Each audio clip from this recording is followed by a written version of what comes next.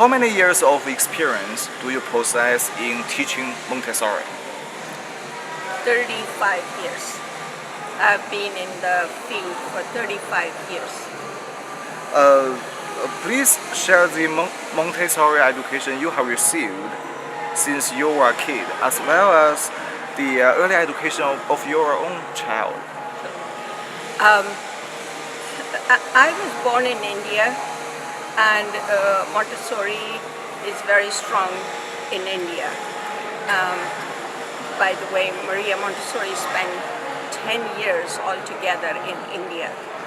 And so Montessori is very much a way of life in India.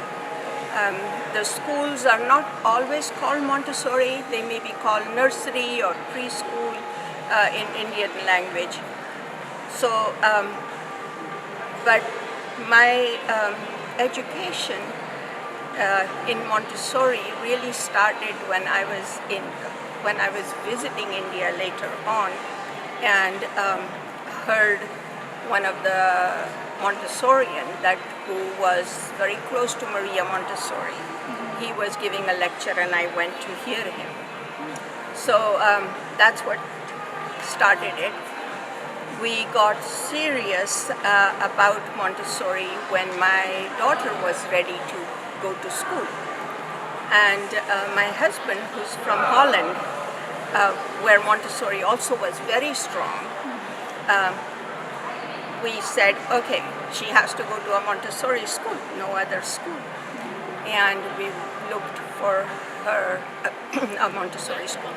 So both of my children have gone through Montessori through 6th grade.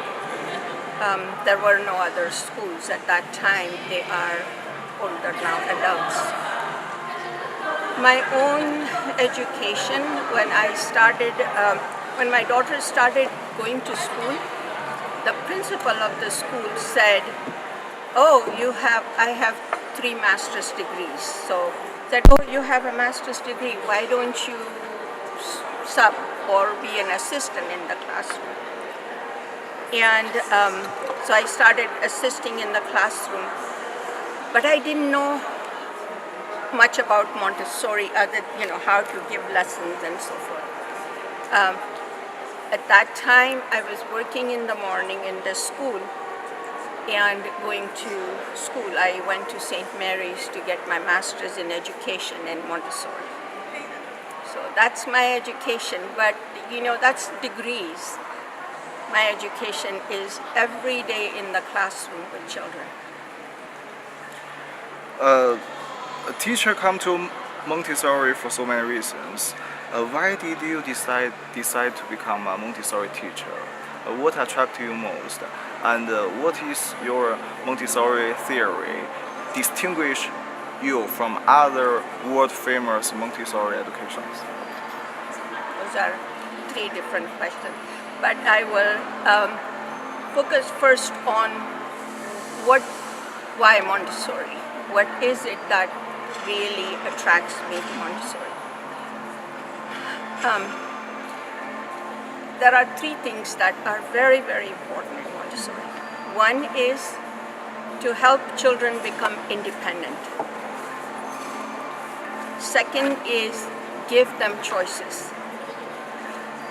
And third is let them make mistakes. And so the first one is if the child is independent, they will be able to make decisions on their own. If they make decisions, they will be able to take the blame if they fail. So, should I start? So those are very important things to me. I have a Montessori school in the Bay Area and also teacher training. And I still work in the classroom. I love both parts, working with children and working with adults.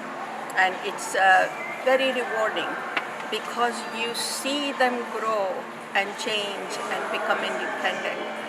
Sometimes I have children whom I taught when they were preschoolers and now they are in college, or they come and say, Miss Meher, do you remember me? And now they are big adults. The confidence that it gives to them is very, very important.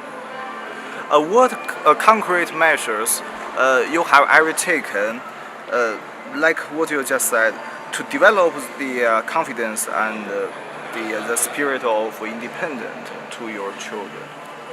What is your unique secret? One very important thing is to create the right environment. So it's not just the physical, I'm not talking about Montessori materials, but in every way you create an environment which will help them become independent. It's not just children, it's with adults also. I have lots of students from China that come to our training, and they just say, tell me, what do you want in the paper? And I say, no, I'm not going to tell you what I want in the paper.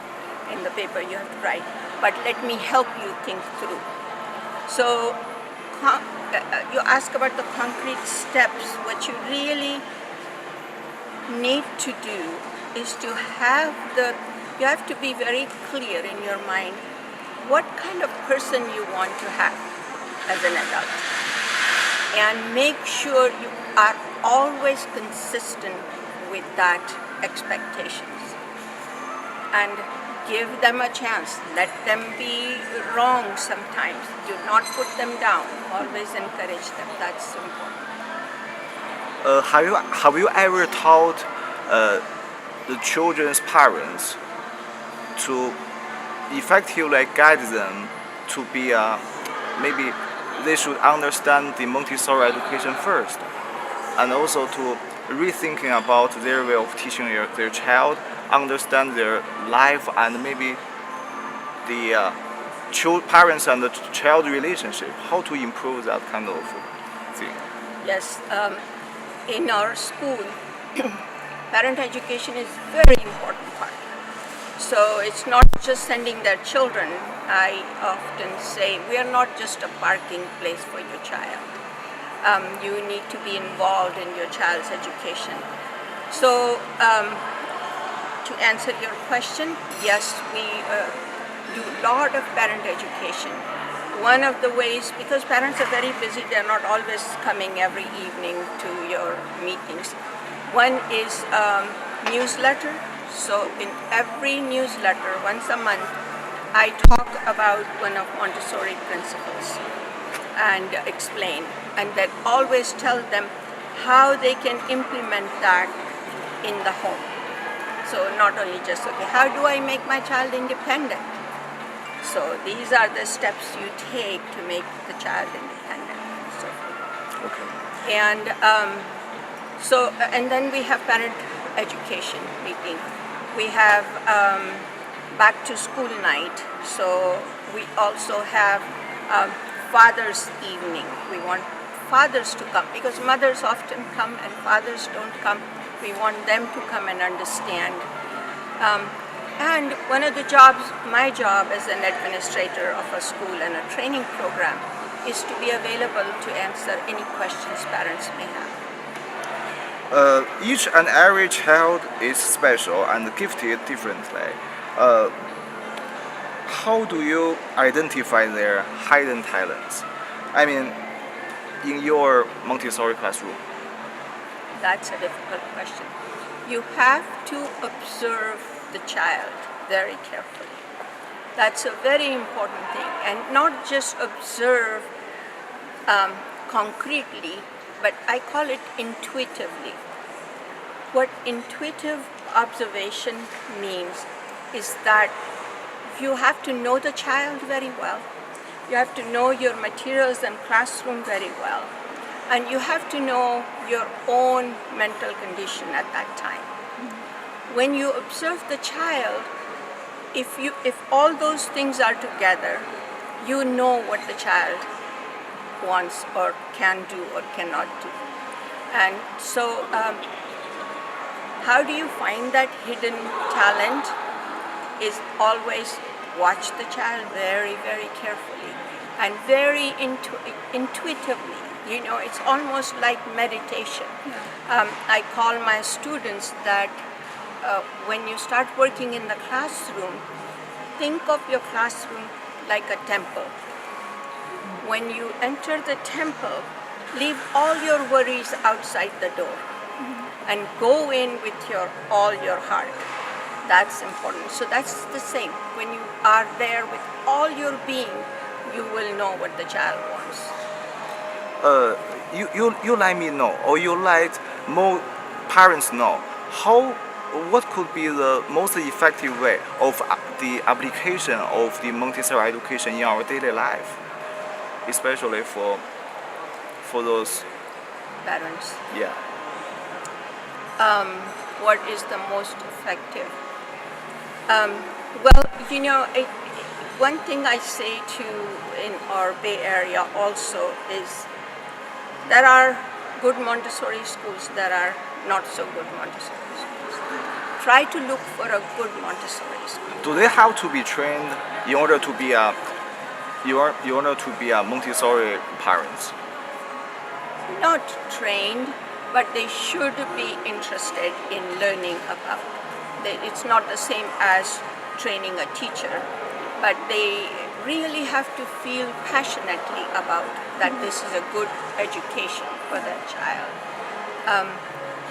I also tell the parents how to organize so the child is not confused, how to do the things same way as we do in the school so that it's very clear to the child.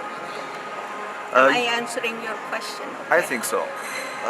What could be, from your observation, what could be the biggest differences between the traditional classroom and your Montessori approach in a Montessori environment?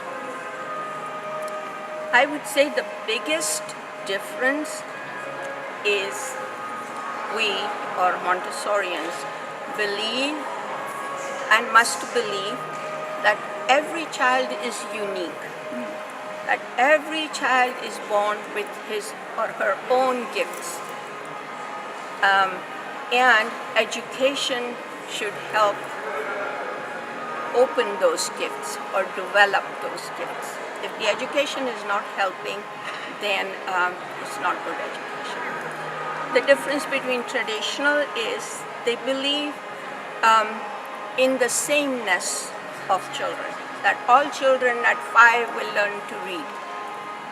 Well, we don't believe in that. Montessorians would say one child may want to read at 3 years of age, another may want to read at 4 years of age, and so forth. So the biggest difference is human beings are each unique, and our children are each unique. And we need to find those gifts that they are born with, their abilities. They may just want to paint all day long, and that's okay. Or they may want to read. There was a child one time, he held my hand, he was 4 years old, and says, "Miss Meher, I'm ready to learn to read." And he takes me to the language area. Yeah.